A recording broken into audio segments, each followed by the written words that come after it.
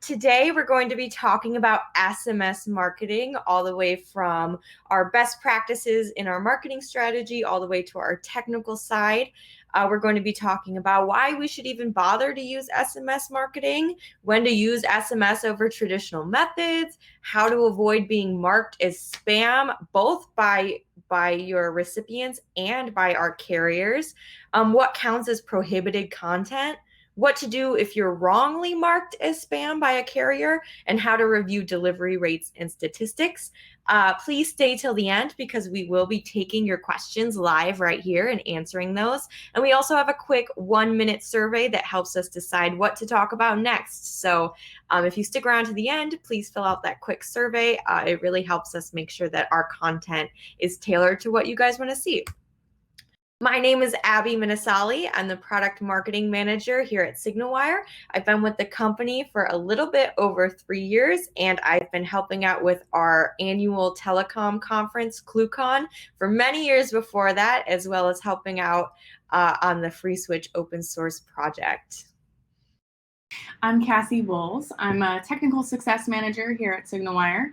Been here for a little over 1 year, but I started off on our awesome support team. So I've spent a ton of time troubleshooting SMS issues, working with the carriers, and now I help our newer customers get started and up and running. So we're here to help out and answer some questions. Great. So the big question that we should answer first is why use SMS in your marketing strategy in the first place?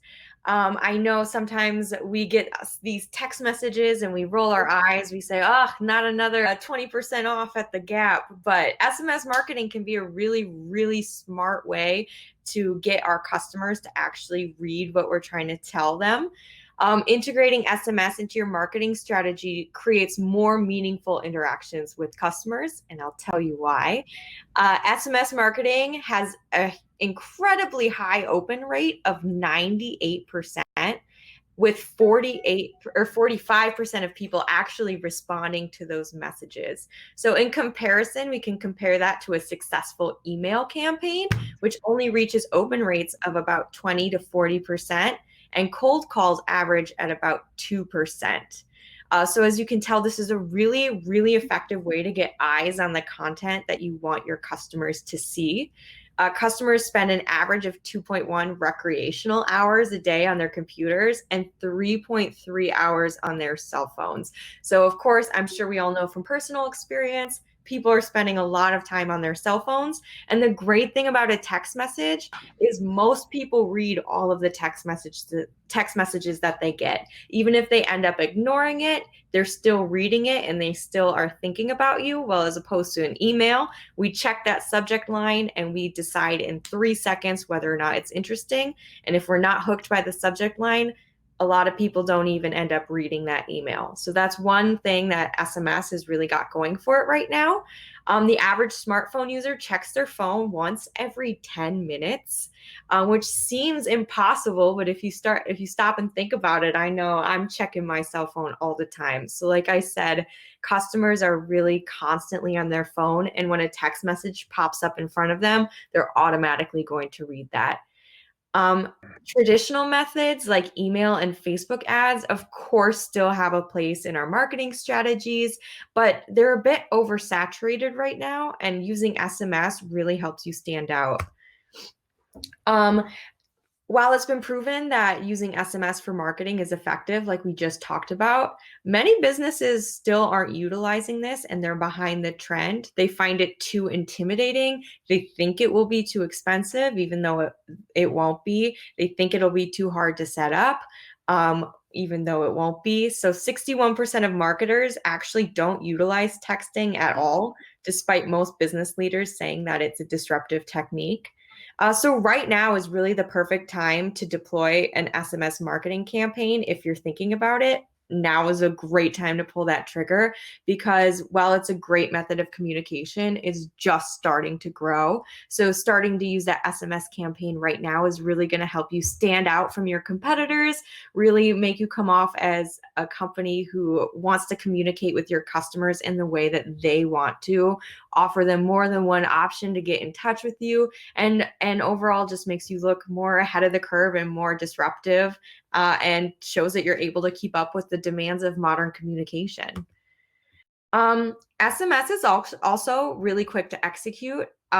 Once we have everything set up, once you have all your campaigns registered and in order, you can send out a text messaging campaign in a matter of minutes if you want to. SMS marketing doesn't require the hours of work that goes into pinpointing email templates or writing out long form content. We all know that takes a lot longer than we think it will. And they're short and simple to write. They don't require any of those painstaking work that goes into building graphics. All you need is a few characters of text and you're ready to go. It's short and to the point, and customers appreciate that, as well as your marketing team. So the big question is really when to use SMS campaigns, because email and traditional ads still have a place in our marketing strategies. And we also want to talk about what industries are best suited to use SMS. So of course, a big reason we're here talking about this today is, of course, marketing. SMS campaigns are a great way to offer special deals that are only available for those of us who have signed up to your text messaging campaign. It's also a great place to put exclusive content that people would want to see, whether it be fun videos, sneak peeks to what's coming up next, anything exclusive, anything that makes people want to sign up for your phone number. So that's always a great way to utilize SMS. Political messaging is also a very popular use case. People use SMS to send out polls, campaign updates, voting information, where people can go to vote, et cetera, et cetera. So that's another great use case. And of course, we couldn't be talking about SMS without appointment reminders and other updates. So whether that be opting in to receive notifications when your appointment is approaching, reminding you that your haircut is tomorrow, reminding you that your haircut is right now, and also notifications for things like when your food is ready at a restaurant. Pagers are so last year. Well, not last year, because none of us went to any restaurants last year. Pagers are so 2 years ago. When your ride share is arriving, things like that. So any updates or appointment reminders. And of course, just get creative with it. There are so many things that you can use SMS campaigns for, whether it be maybe if you have a newsletter, breaking news that you know people are going to want to know about. Telehealth is a big one, letting you know when your lab results are in, letting you know that your lab results are normal, birthday deals, special birthday content, etc. So get creative, because really any industry can benefit from an SMS campaign. You don't need to be technology based to use this great technology. So hair salons are using this, restaurants are using this, hospitals, electricians, plumbers. Really, anytime you want to get in contact with your customers, whether that be a one-way message or talking to them back and forth, for example, customer support, really anybody is able to utilize this technology. And it really helps you stand out and really communicates to your customers that you care and you want them to know what's going on. It really increases that transparency and that trust with your clients and your customers. So just think, when you're thinking about what can I use SMS for? Think about what your customers or what your clients would want to hear about, is the best way to get started.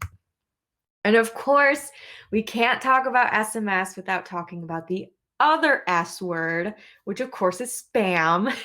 Nobody likes getting spammed, and you have about 3 seconds for your customers to decide whether or not your message is coming off as spammy or not. So the first thing we want to do is, of course, make sure that our customers are opting into our SMS campaigns and we're not surprising them, because SMS can turn very quickly from helpful and communicative to irritating and spammy really quickly. So we do want to be careful of that. And of course, in a little bit, Cassie's going to go into some more detail on how to avoid getting marked as spam. But for now, we just want to make sure that our customers don't interpret us as spam, right? Because we want them reading our messages. We want them taking part in these deals, this information. So we don't want them like trying to block us right away. So some ways to make sure that we're not coming off as spammy and that we're coming off as informative is, of course, to make sure we're opting in. But this is really in our best interest because if everybody we're texting is opted in, we're guaranteed a highly targeted and receptive audience. So it's going to yield better results in the long run anyways. So we always want to make sure we're getting opt-ins. Another thing is try different methods to get people to sign in besides just having a checkbox like right there on our website. Have it front and center what they're going to be getting if they opt in right there on the front page of your website, or even give out a phone number at promotional events if you're going to conferences or any other networking events. If you're giving out business cards, have your company's phone number right there and say, text us for 50% off, text us for this funny video. So really make sure you're incentivizing that. People are going to want to text you if you're offering a strong incentive, such as monthly deals, exclusive updates, things like that. So really be clear to your customers what they're going to be getting out of this, because as we all know, I'm sure everybody's hounding to get our phone numbers. So we want to be really clear that if they give us our phone number, they're going to be getting something in return. It's not just for us to spam them constantly. It's going to be a two-way street. And even though people have opted in, it's also in our best interest not to send too many text messages, of course, with the exception of appointment reminders. We really don't want to be sending more than about 4 texts a month, and we do want to keep our messaging to a concise point. Let them know right away why we're texting them. We don't want them to have to figure it out, and we don't want them to be rolling their eyes every time they get a text message from us. So make sure that anytime we're texting our customers, we have a good reason for it. All right, so those are how to avoid the S word, the spam word, for our customers. But of course, I'm sure as all of us know, sometimes our carriers can block our messages. So Cassie's going to dive into the technical side and teach us how we can avoid getting flagged by our carriers. Thanks, Abby. So just to jump in right where Abby left off, we're going to start right at the most important thing, which is, of course, consent explicit opt-in from your customers. Very obviously, the best way to avoid getting flagged as spam is to make sure that people actually want to receive your messaging. Make sure that your opt-ins are verifiable, and specific to the type of messages that you're sending. So what does that mean? It means that if a customer has opted in to receive payment notifications or account notifications for you, that doesn't mean that they opted in to receive marketing from you. So you'll want to make sure that your opt-ins are specific to exactly what you've told your customer that they will be receiving, to make sure that you're less likely to get marked as spam by the customer, which goes directly to the carriers, who will then look at the rest of your traffic to see if it could be considered illegitimate as well. When you are texting only opted-in customers, we typically see opt-out rates of lower than 5%. And best practice is also, after a customer has opted in to receive messaging from you, to send an opt-in confirmation that lets them know you've opted in to messaging by us, and here's how you can opt out at any time. And the other side of that, of course, is explicit opt-outs. Even though your customers have opted in, they deserve the right to change their mind about receiving future messages at any time for any reason. So it's important that every message of yours has reply stop to opt out or some variation included so that they can choose if they want to stop anytime. This is actually an obligation. If you provide messaging services, you are obligated to process opted out requests and remove them from distribution lists and make sure that they do not receive any future communications. So you can use a variety of different options. You can say reply stop to opt out, reply no to cancel. If you're running low on character limits, we've seen reply X to opt out or reply X to stop. So you can really use any variation as long as it's clear. And then obviously we have another example as well, because maybe you're not messaging in English, maybe you're messaging in Spanish or French or any other language. And if that's the case, it's totally okay to put the opt-out phrasing in the language that you're messaging in, as long as you make sure that stop is whatever you're using is a direct translation of stop, and that's included in the message. Typically, we expect that will be at the very end of the message as well. Number association. You always want to make sure that the numbers that you're using are for a single use case only. If you cross-pollinate your campaigns, eventually the carriers will catch up and say, something's wrong here. So what if the numbers are meant for the same brand though? Maybe you own a car repair service and you need to send appointment confirmations and marketing information as well. Since it's the same brand, can you use the same set of phone numbers? The answer is no. And this is confusing for a lot of people because sometimes you can send this content on the same phone numbers and you won't get flagged right away. But eventually it does catch up to you and the carriers will start to question if the traffic is actually legitimate or not. So best practice, just to be safe, avoid any problems, make sure you're not tainting your campaigns or tainting your numbers, is to identify a set of number for each use case and then stick to those numbers. Brand identification. This is also really important. You want to make sure that you're including your service or business name in the body of the message. This is not only helpful to the carriers, but it's helpful to your customers. Imagine you get a message that just says, your appointment is at 3. I might not even reply to that. I'll probably just assume this isn't for me. I don't know what appointment is. Maybe I made the appointment 4 months ago and I don't remember anymore. So how can we improve on that? And a better way to do that would say, Dr. Crentis' office. Hello, Dwight. Your dental cleaning and crown fitting with Dr. Crentis is scheduled for 3 p.m. on January 1st, 2022. Call our office to cancel or reschedule. This is obviously much more clear. The customer knows exactly what's happening, who the message is coming from, and the carriers can also clearly look at this and say, well, this is most likely requested by the customer so that they have an appointment confirmation. And you can apply this strategy to all of your messaging. Just put your brand name at the beginning and use all of the detail to make it obvious what the intent of the message is. Shortened URLs. This is a big one. Obviously, there are times when you might have a character limit issue, and some people turn to shortened URLs to get those links to fit under the character limit. This is often a reason that people get flagged as spam.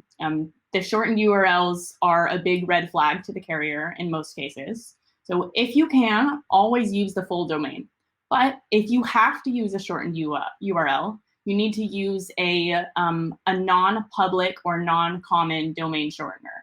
The best way to do it is to create your own shortener that is dedicated to your website exclusively, nobody else. So some very common URL shorteners are listed below.